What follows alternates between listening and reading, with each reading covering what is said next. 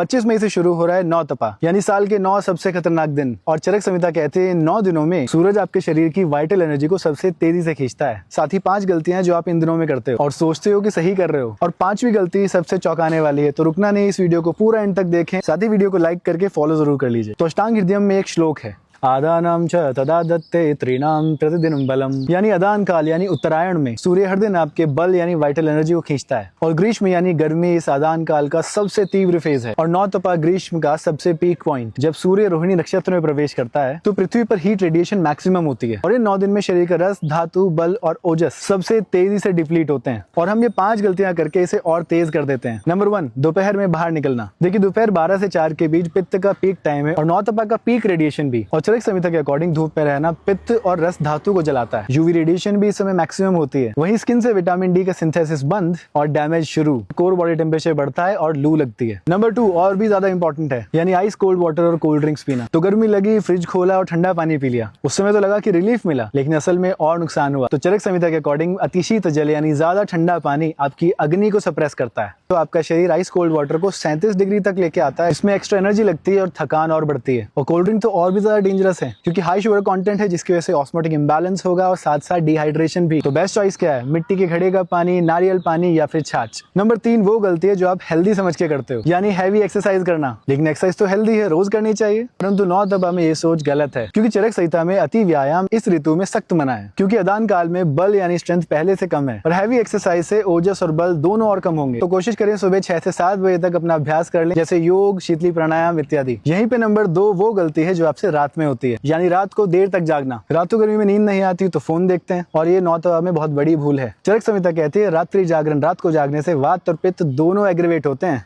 और लगभग रात 10 से 2 जो लिवर का रिपेयर टाइम है वो बर्बाद होता है। स्लीप डिप्राइवेशन से आपका हीट और कॉर्टिसोल दोनों बढ़ते हैं। 5वीं गलती, उपवास यानी फास्टिंग करना। ये सबसे चौंकाने वाली बात है। लोग गर्मी में सोचते हैं कि कम खाओ, डिटॉक्स होगा, वजन कम होगा, लेकिन चरक संहिता इसका बिल्कुल उल्टा बताती है। यानी हल्का लेकिन नियमित भोजन जरूर लें, क्योंकि नौ तपा में अग्नि कमजोर है, लेकिन बॉडी को रस धातु बनाने के लिए तो न्यूट्रिशन चाहिए। तो फास्टिंग से अग्नि और कमजोर होगी, वात बढ़ेगा, साथ ही चक्कर, वीकनेस और हीट स्ट्रोक का खतरा भी। तो क्या खाएं? उदाहरण के तौर पर सुबह सत्तू का शरबत और ठंडाई, दोपहर दही चावल या खिचड़ी, शाम को मूंग दाल, और रात को हल्का और जल्दी पचने वाला भोजन। और एक बात जो साइंस नहीं सनातन धर्म कहता है, नौ तपा में जितनी तेज गर्मी होगी उतना अच्छा मानसून होगा, क्योंकि एंशिएंट टेक्स्ट बताते हैं शुक्ल पक्ष के ज्येष्ठ मास में अगर रोहिणी नक्षत्र से लेकर अगले 10 नक्षत्रों तक तीव्र गर्मी हो तो संभावना है कि वर्षा भरपूर होगी। तो ये 9 दिन सूर्य की तपस्या है, प्रकृति का शुद्धिकरण है। अब ये कमेंट से मुझे आप बताइए कि इन 5 में से आप कौन सी गलती कर रहे थे। तो इस वीडियो को अपने व्हाट्सएप ग्रुप्स में अपने दोस्तों के साथ अभी जरूर शेयर करो, क्योंकि 25 मई से पहले हर घर तक ये जानकारी पहुंचनी चाहिए।